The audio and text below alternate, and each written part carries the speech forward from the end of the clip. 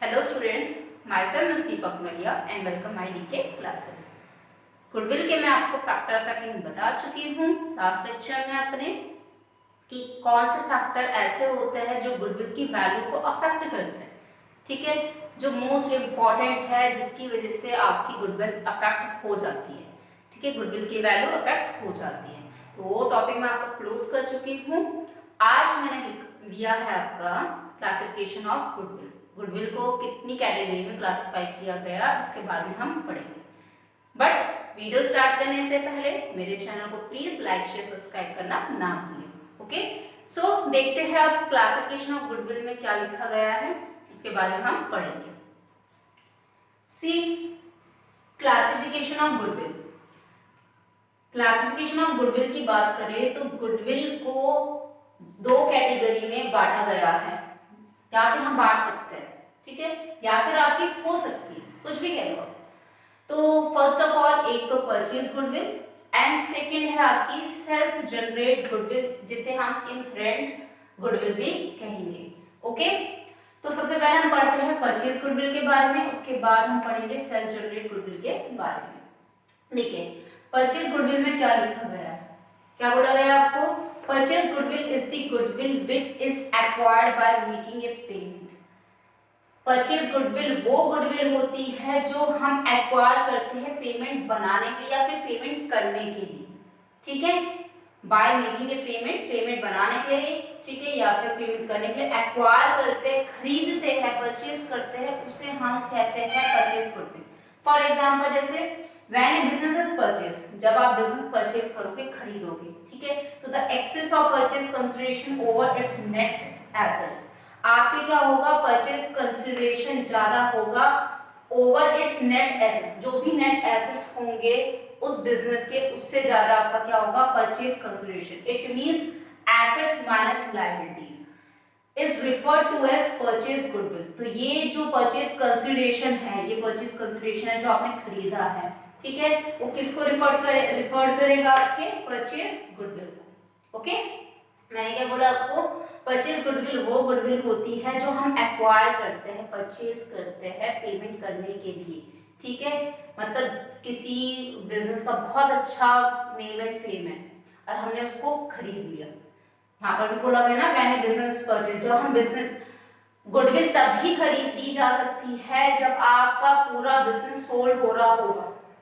ठीक है, पार्ट में हम गुडविल कभी नहीं खरीद सकते, जब बिजनेस सोल्ड होगा, बिजनेस पूरा सोल्ड होगा, तभी हम गुडविल को खरीद पाएंगे, नहीं तो नहीं खरीद पाएंगे। तो यहाँ पर ये बोला गया है जब आपका बिजनेस परचेज करेंगे तो इट मींस आपका purchase consideration over its net assets, that is assets minus liabilities, तो is refer to as purchase consideration. ये किसको रिफर करेगा, आपके परचेज कंसिडरेशन को रिफर करेगा। ओके, तो अब इसके इंपॉर्टेंट फीचर्स क्या है, आपके इंपॉर्टेंट फीचर्स देखते हैं। सबसे पहले it arises on purchase of a business, ये क्या अराइज करेगा कि आप बिजनेस को खरीद रहे हो, परचेज कर रहे हो, ठीक है, तो on purchase of a business. Second क्या बोला गया, it is recorded in the books of account, ये आप बुक्स ऑफ अकाउंट्स में भी रिकॉर्ड करोगे, क्योंकि consideration is paid for it, आप जो कंसिडरेशन पे कर रहे हो वो किसके लिए कर रहे हो, बिजनेस के लिए पे कर रहे हो, इसलिए आपका क्या होगा, ये आपकी बुक्स ऑफ अकाउंट्स में रिकॉर्ड किया जाएगा। ठीक है, तो it is recorded in the books of account because consideration is paid for it. ठीक है, आप बिजनेस के लिए आप पेड फॉर इट, मतलब आप क्या कर रहे हो, हाँ बिजनेस के लिए जो आपने खरीदा है उसके लिए आप क्या करोगे, पेड करोगे कंसिडरेशन, इसलिए आप इसको रिकॉर्ड करोगे बुक्स ऑफ अकाउंट्स में। ओके, फिर उसके बाद ये जो आपका परचेज गुडविल है वो आपका कहाँ शो किया जाता है, बैलेंस शीट के एसेट साइड में। ठीक है, फिर हम इसे अमोर्टाइज भी कर सकते हैं क्योंकि आपने खरीदा है, जैसे आप बिल्डिंग खरीदते हो ना, बिल्डिंग खरीदते हो, आप प्लांट एंड मशीनरी खरीदते हो, फिक्स एसेट जो जैसे हम कहते हैं, तो यहाँ परचेज गुडविल भी उसी में लिया गया है, क्योंकि इसे हम कर सकते हैं अमोर्टाइज, इट मींस डेप्रिशिएट कर सकते हैं, इसकी पूरी यूजफुल इकोनॉमिक लाइफ को हम कैलकुलेट कर सकते हैं, किसको, परचेज गुडविल की पूरी यूजफुल लाइफ हम इकोनॉमिक लाइफ कैलकुलेट कर सकते हैं। ठीक है। तो ये आपके कुछ फीचर्स दिए थे, इंपॉर्टेंट फीचर्स बोले थे। सबसे पहले it arises on purchase of a business, second it is recorded in the books of accounts because consideration is paid for it, third it is shown in the balance sheet as an assets, fourth it is amortised that is depreciated over its useful economic life. Now अब मैं आपको बताती हूँ self generated goodwill या फिर inherent goodwill को, goodwill क्या होती है, उसके फीचर्स क्या है। So move on, self generated goodwill. See second point है आपका सेल्फ जनरेटेड गुडविल, जिसे हम इनहेरेंट गुडविल भी कहते हैं। देखिए दो टाइप की गुडविल क्लासिफाई की गई है। एक तो परचेज गुडविल है जो आप खरीदते हो, अगर आप परचेज कर रहे हो बिजनेस को, इट मींस आप गुडविल भी परचेज कर रहे हो, तो वो तो आप बुक्स ऑफ रिकॉर्ड करोगे, अकाउंट्स की बुक्स में रिकॉर्ड करोगे। बट ये सेल्फ जनरेटेड गुडविल वो गुडविल है जिसे आप खरीदते नहीं हो, जिसे आप कमाते हो।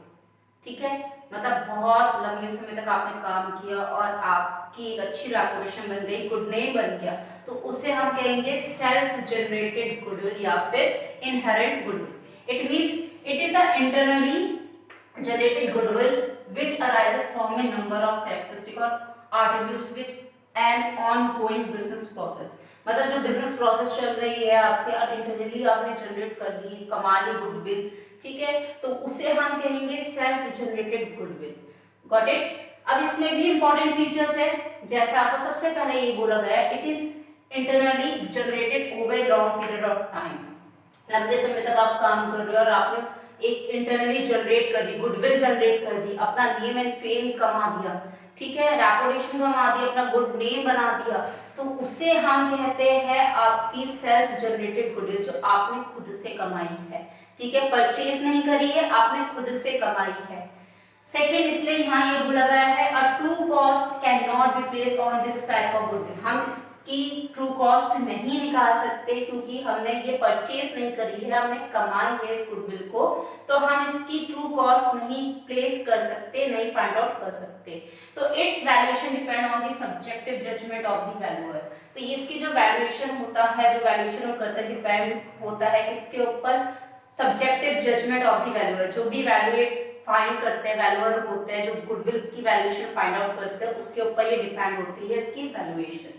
ओके, नेक्स्ट थर्ड पॉइंट में क्या बोला गया है, एज पर अकाउंटिंग स्टैंडर्ड 26, अगर हम अकाउंटिंग स्टैंडर्ड 26 की बात करें तो ये एक इंटेंजिबल एसेट्स है। परचेज गुडविल को हम रिकॉर्ड करते हैं क्योंकि वो खरीदी हुई है, ठीक है, वो बुक्स ऑफ अकाउंट्स में हम शो करते हैं, उसको हम दिखाते हैं क्योंकि हमने वो खरीदी है, वो हम एसेट्स की साइड आपको दिखाएंगे बैलेंस शीट में, और उसकी वैल्यू हम अमोर्टाइज इट मींस डेप्रिशिएट भी कर सकते हैं। बट ये गुडविल आपने कमाई है, ठीक है, ये आपने खरीदी नहीं है, तो ये क्या है, आपकी इंटेंजिबल एसेट्स है।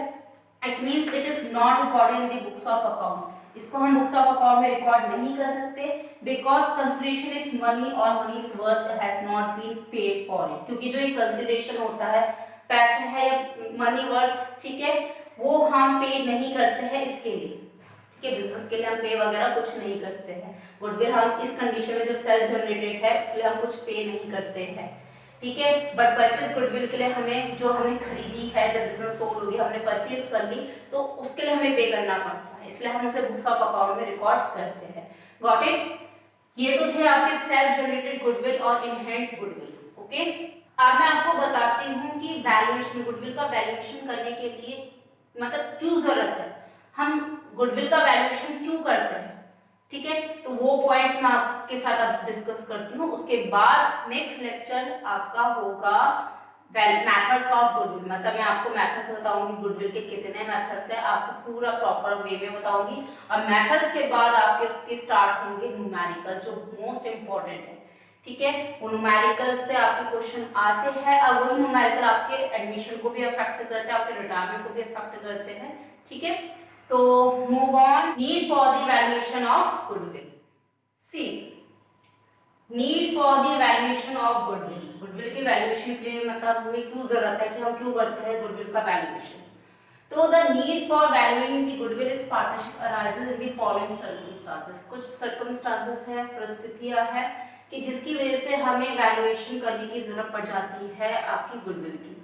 फर्स्ट क्या है, अगर कोई पार्टनर, पुराने पार्टनर अपना प्रॉफिट शेयरिंग रेशियो चेंज कर रहे होंगे, when there is a change in the profit sharing ratio among the exiting partners।